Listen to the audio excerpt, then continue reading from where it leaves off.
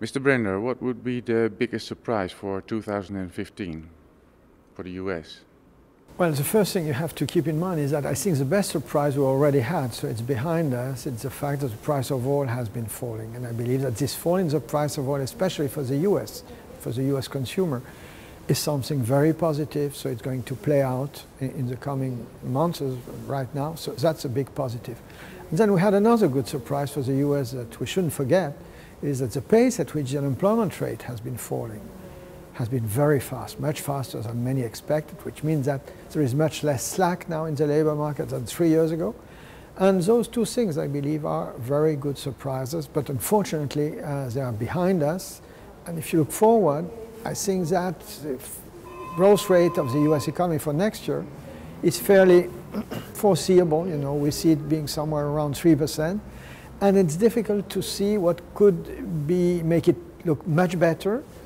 At the same time, you can always think of catastrophes, but I don't see much that could make it look much worse either, unless you have, again, political problems and so forth, but we don't see that coming.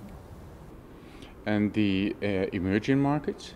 The situation is more complicated in the emerging markets. Remember, some of them are oil exporting countries or commodity exporting countries, and they suffer from what is a good surprise for us. Those who export either oil or commodities are actually seeing their export income falling.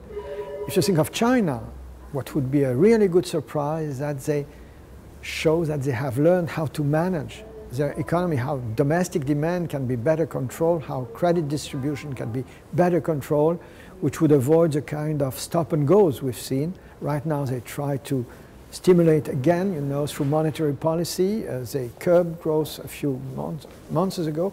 Now they move back to supporting it. So we just hope that they will learn, and that would be a good surprise next year, to avoid this stop and go and move to more sustained growth in a positive way. But that's something possible.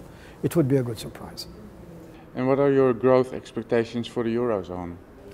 We're slightly above the consensus. That is, we believe that with the fall of the euro, if things do not get worse in Eastern Europe, in Ukraine, Europe could grow slightly above consensus, somewhere around 1.3% for next year, which would be much better than this year. This is our forecast, so slightly above consensus, an acceleration of growth only due to increasing exports. And the effects of the QE? You mean of the QE? We believe that the main effect of the QE is already here again, behind us. That is, it has weakened the euro against the dollar, so the euro could get a bit weaker because of the QE.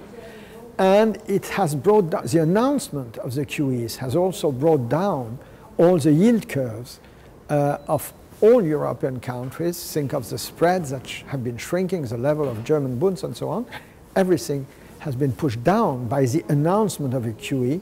So even if the QE, you know, is implemented next year, I don't think it will bring many better surprises because most of it is already priced in market prices.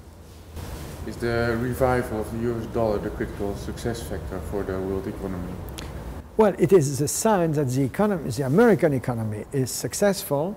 It gives also some oxygen, some air to the rest of the world, because many countries right now, think of the Japanese yen, think of the euro, are depreciating against the dollar, and the dollar can take some of this appreciation.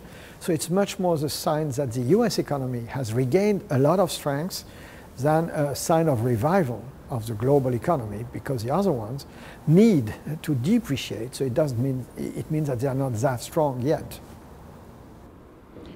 What would be your preferences for the equity sectors? Well, it will be a very personal opinion, but if you keep in mind that stocks in Europe are not overvalued, that many European companies are active at the global level, that they are euro-based and that the euro has been depreciating, I do believe that, you know, looking carefully at European equity would be an idea for next year, because we believe there is some potential in relative terms, at least compared to the US and to many other stock markets.